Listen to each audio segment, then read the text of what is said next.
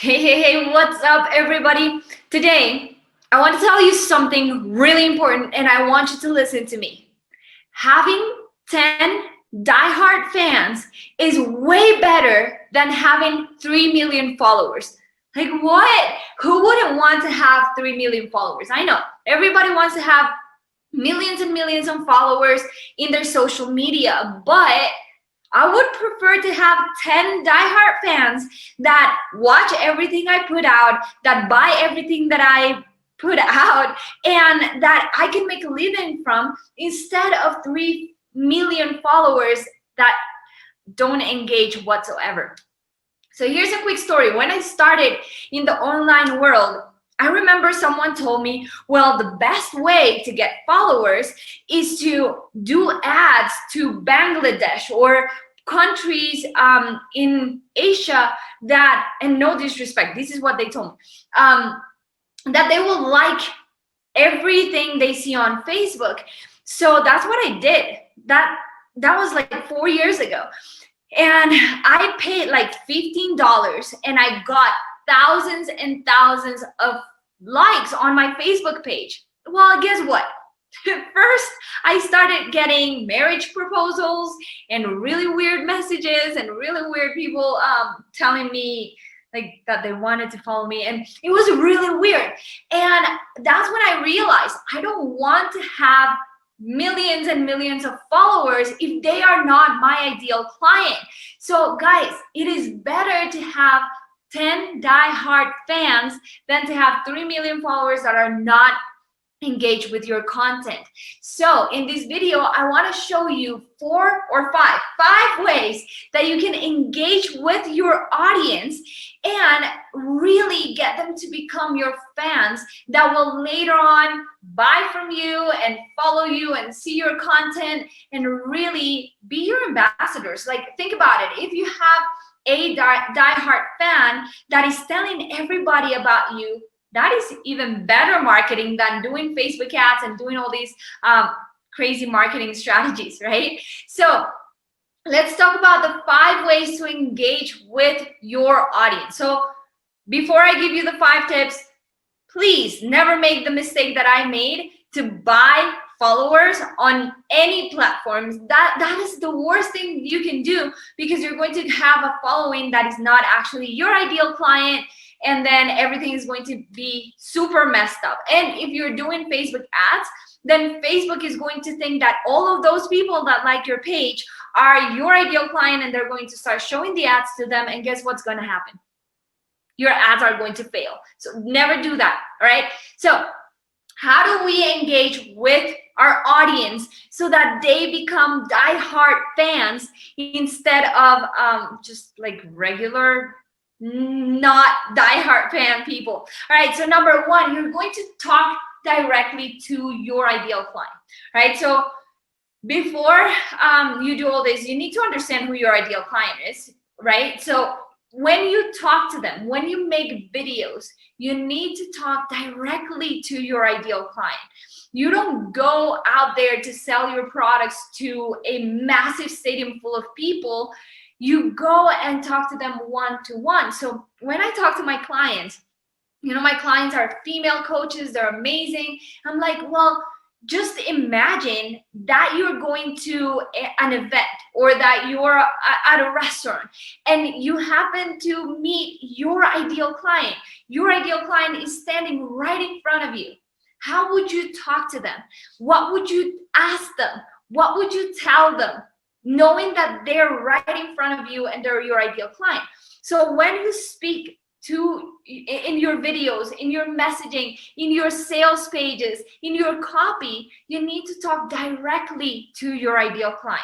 Now, there's a lot of people that think, well, my product, my service fits for everybody, so I can talk generally. Well, that's the worst thing you can do.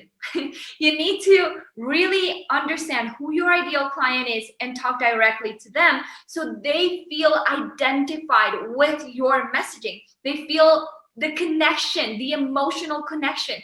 When I talk to my ideal client, I'm telling them, hey, I know how you feel.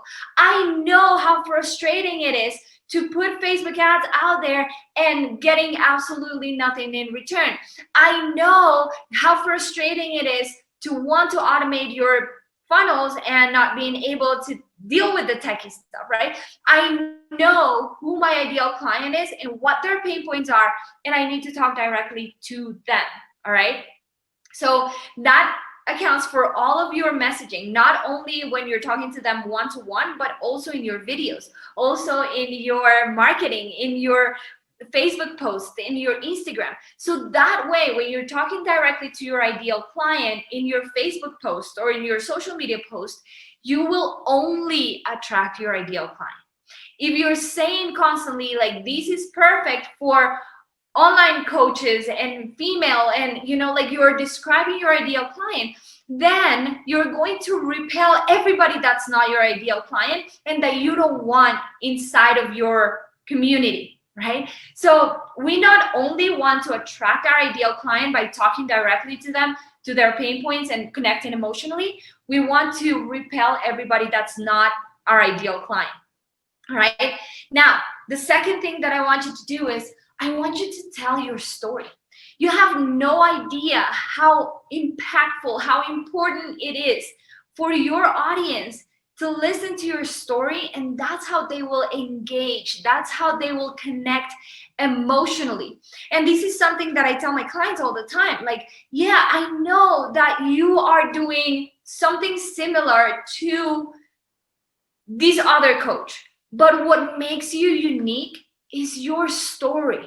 Your story of being a single mom, your story of having a business and having an unsupportive husband, your story of having a multi 7-figure business but having addictions. All of that, all of your every single piece of your story is the thing that's going to connect emotionally with your audience, instead of them connecting to that other coach, to that other person that might be selling the same services, but they have another story. And their story will connect with other people, but your story will connect with your ideal client. Most of the times, we are, for example, that's my case. I want to help people with my Funnel Nomads business. I want to help people that are stuck in an office. I want them to realize that there's a whole world out there that they can work online, right? So I'm my ideal client 4 years ago. 4 years ago, who I was 4 years ago is my ideal client today. So by telling my story of how I decided to quit my job, I decided to move to the other side of the world and start my online business, with that story, I will attract my ideal client and connect with them emotionally. All right. So tell your stories.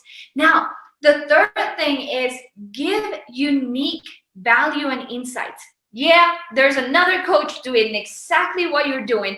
And you're going to set apart by 1, telling your story, and 2, by giving valuable insight that are unique, right? So just go and see what your competitors are doing and ask yourself, what can I do better? What can I do extra to give the people what they want? So what you can do is go to your competitors' groups or social media, or even go to Amazon and see the reviews on their pages and see what people are complaining about.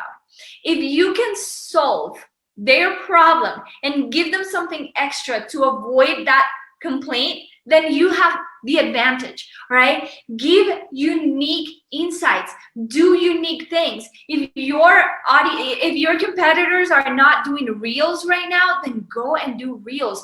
Be happy, be excited, do 1 minute. I think the reels are 15 seconds, I'm not sure. But just do different things than your audience to stand out, right? And to make your audience feel like they're watching something that they cannot get anywhere else, right? Another thing that I want you to do, this is the fourth thing, is I want you to listen to your audience and answer their questions. Okay, a lot of people, they just post content out there without actually listening to what their audience wants. I know you know what they need, but do you really know what they want? And are you giving it to them? So ask them questions. Ask them, hey, how are you feeling today? How can I solve your problem? What kind of struggle are you having today that I can help you with? And go and help them with that problem. The moment you start giving them what they want, they're going to fall in love with you 100%. All right. And now the fifth thing that I want you to do is host live events, right? Have live events that will connect with people emotionally. People are so tired of all these automated stuff and automated emails that you know that when you get an email, everybody's getting the same email. But if you do live events that people can come in and see you and see your personality and ask you questions and interact with you as a normal human being, then you're going to create that connection, that emotional connection. And I know right now we cannot do live events like in-person events, but we have Zoom and we have all of this technology that allows us to connect with people online and get together without being physically together. And whenever the world is back to normal, then we'll go back to doing live in-person events. And that is absolutely the top way to connect with your audience emotionally, because you can share time with them and share experiences and emotions. And that is the top way to generate that engagement and that relationship. Like one of the best events I've ever been to is Funnel Hacking Live, and be able to see Russell Branson like right next to me, and see Pen Jung and Julie Stoyan, and see all these people that you see them as these extraterrestrial people that are doing so well online. And then you go to an event and you see them and you realize that they're a real person with real feelings that are right next to you. That is the best way to connect emotionally. All right, guys, thank you so much for joining the Cold to Soul Machine show. I'll see you on Friday for the next episode. Bye, guys.